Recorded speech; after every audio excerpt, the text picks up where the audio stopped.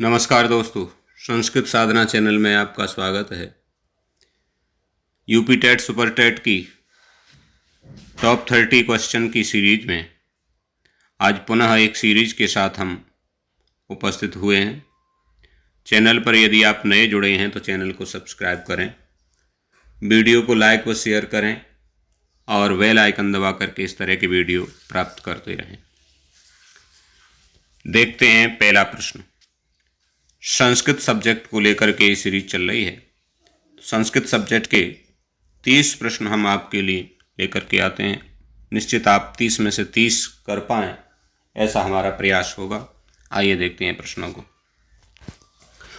उपेंद्र में कौन सी संधि है?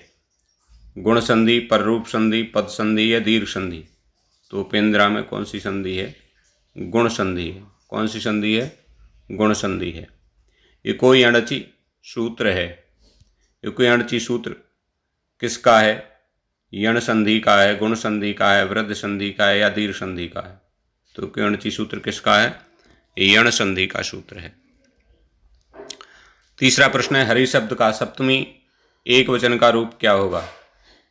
हरऊ होगा, हरिषु होगा, हरिणाम होगा, हरिणाम होगा, कौन सा होगा? तो सप्तमी एक वचन का पूछा है तो सप्तमी एक वचन का होगा हरऊ। कौन सा होगा? हरऊ।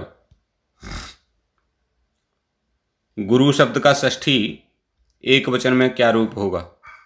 गुरु शब्द का षष्ठी एक वचन में क्या रूप होगा? तो रूप होगा गुरोह। क्या होगा? गुरोह। यण प्रत्यार के अंतर्गत वर्ण आते हैं। यण प्रत्यार के अंतर्गत कौन से आते हैं? सा सा साह, या वा राला, आई युवक या का खा गा घा? कौन से आते हैं? तो ये य व राला है ना, य व राला ये हो जाएंगे। छठा प्रश्न देखिए, अक्षणाकारण उदाहरण है। अक्षणाकारण उदाहरण किसका है? तृतीया व्यक्ति का, चतुर्थी का, पंचमी का? किसका उदाहरण है? तो ये तृतीया व्यक्ति का उदाहरण है। येनांग विकार है, येनांग विकार सूत्र है।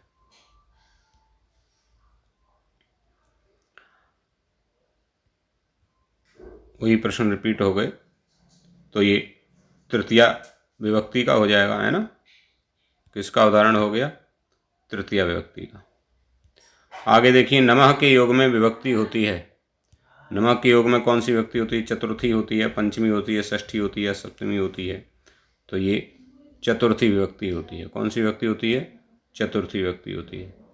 अगला प्रश्न है, बड़ा महत्वपूर्ण है। अधि उपसर्ग पूर्वक स्था धातु के योग में आधार में कौन सी विभक्ति होती है?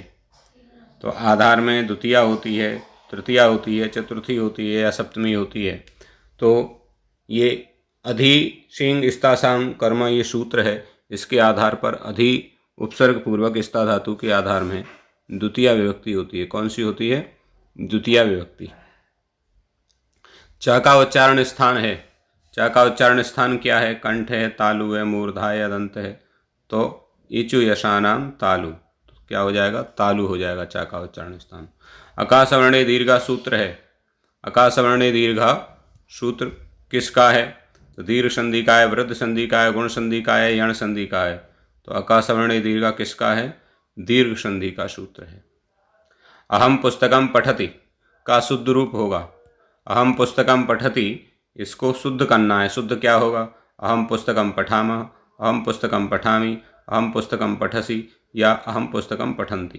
तो शुद्ध रूप क्या होगा? अहम पुस्तकम पठामि, अहम पुस्तकम पठामि, ये शुद्ध रूप हो जाएगा। संस्कृत में कारक होते हैं। संस्कृत में कारक कितने होते हैं? तो 6 होते हैं, 7 होते हैं, 8 होते हैं, 9 होते हैं। तो संस्कृत में 6 कारक होते हैं। कितने होते हैं? 6। कर्ता कर्म च करणम च संप्रदानम तथैव च अपादानाधिकरणम च इत्याहु कारकाणि 60। 13वां प्रश्न देखिए, अन्य पदार्थ प्रधान समास होता है। अन्य पदार्थ प्रधान कौन सा समास होता है? तो अन्य पदार्थ प्रधानो बहुव्रीहि। अन्य पदार्थ प्रधानो बहुव्रीहि। कौन सा होता है? बहुव्रीहि होता है।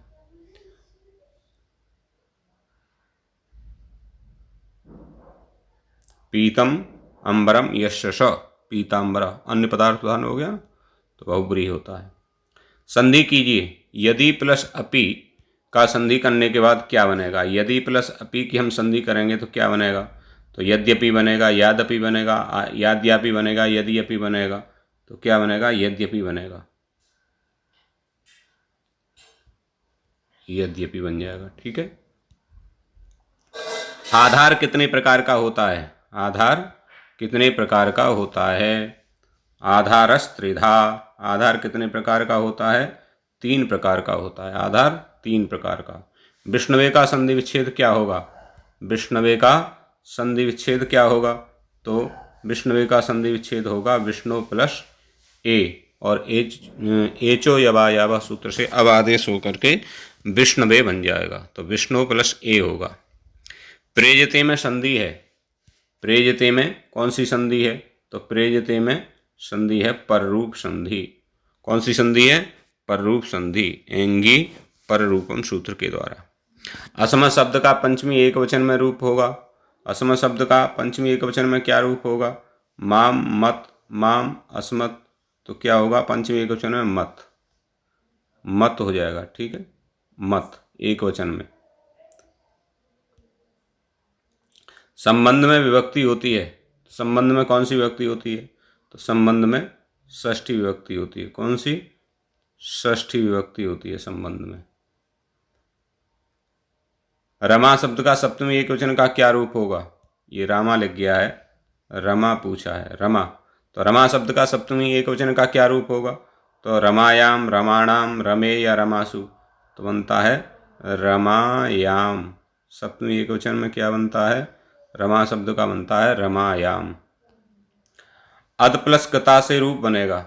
अद धातु से कर्ता प्रत्यय करेंगे तो क्या रूप बनेगा? बड़ा महत्वपूर्ण है। अत्ता बनेगा, जगधा बनेगा, अदिता बनेगा, अत्वा बनेगा।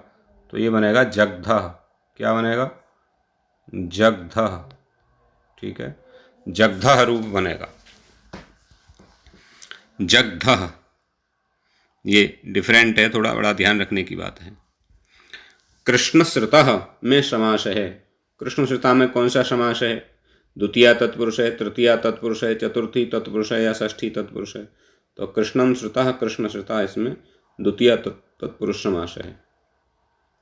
युपदारु उदाहरण है। युपदारु उदाहरण किसका है? तृतीया तत्पुरुष का है, चतुर्थी तत्पुरुष का है, षष्ठी तत्पुरुष का है या पंचमी तत्पुरुष का है? तो ये चतुर्थी तत्पुरुष का उदाहरण है युपदारु। युपाय दारु, युपदारु। पंचगंगम में समास है। पंचगंगम में कौन सा समास है? तो अव्ययी भाव समास, तत्पुरुष कर्मधारय या दिगु। तो संख्या पूर्वे दिगु, संख्या पूर्व में होने से दिगु कर देते हैं, किंतु इसमें दिगु समास नहीं है, इसमें अव्ययी भाव समास है। ये बड़ा महत्वपूर्ण है। नदीविष्ट सूत्र के द्वारा इसमें अव्ययी भाव समास है। कौन सा समास है? अव्ययी भाव, इसको ध्यान रखना है।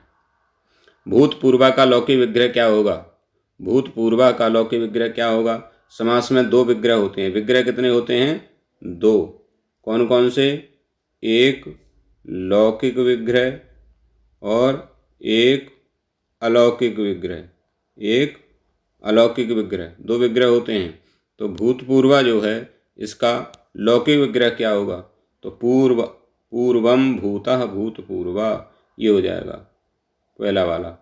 पूर्वम भूता भूतपूर्वा इति लौकिक विग्रहे, पूर्वम भूतसु इति अलौकिक विग्रहे। राजपुरुषः में समास है। राजपुरुषः में क्या समास है? तत्पुरुष है, दिगु है, बहुब्रीहि है, अव्ययीभाव है। तो राजपुरुषः में कौन सा समास है? तो राजपुरुषः में समास है तत्पुरुष समास। कौन सा? तत्पुरुष। राज्ञः पुरुषः राजपुरुषः, तो इसमें तत्पुरुष समास है, ध्यान रखना है। कौन सा समास है? तत्पुरुष समास है। शिव केशवु में समास है। शिव केशवु में कौन सा समास है? तो शिव केशवु में कितने हैं? शिव, शिवश्च और केशवश्च, 2 हैं और 4 थे, द्वंद्व समास हो जाएगा। ठीक है, शिवश्च केशवश्च इति शिव केशवौ। पठ धातु लोट लकार मध्यम पुरुष के एक वचन का क्या रूप होगा? पठ धातु लोट लकार मध्यम पुरुष एक वचन है, तो पाठतु होगा, पठ पठतम होगा, पाठंतु होगा, पठानी होगा। तो क्या बन जाएगा? पठ पठतम, ये वाला पठ पठतम, ये सही होगा। पठ पठतम, ये हैं, पठत पठतात, ठीक है, तो पठ पठतम नहीं होगा, पठ पठतात होगा, हैं, पठत पठतात और पठ पठतात, ये गलत टाइप हो गया है, क्षम्यताम।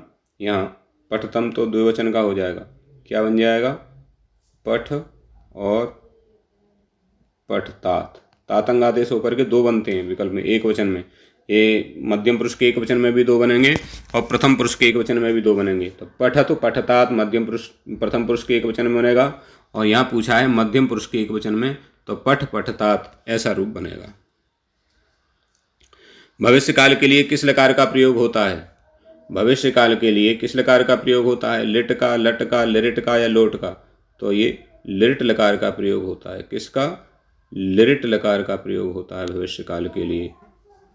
मनोरथा का संधि विच्छेद होगा, मनोरथा का संधि विच्छेद क्या होगा, मन रथा होगा, मनस रथा होगा, मनोरथा होगा, मनोरथ होगा, क्या होगा, तो ये क्या होगा, मनोरथा का संधि विच्छेद होगा मनस प्लस रथ, ठीक है, मनोरथा का ये संधि विच्छेद होगा। तो ये इस प्रकार से आपके जो 30 प्रश्न हैं वो आपको बताए, ये तो दोबारा कॉपी पेस्ट हो गए हैं। तो ये 30 प्रश्नों की सीरीज है, मनोरथा ये बहुत बार पूछ लिया जाता है। इसी प्रकार की वीडियो प्राप्त करने के लिए चैनल को सब्सक्राइब करें, बेल आइकन दबाएं, वीडियो को लाइक व शेयर करेंगे और अगली सीरीज का इंतजार करेंगे, इनको तैयार करेंगे। धन्यवाद।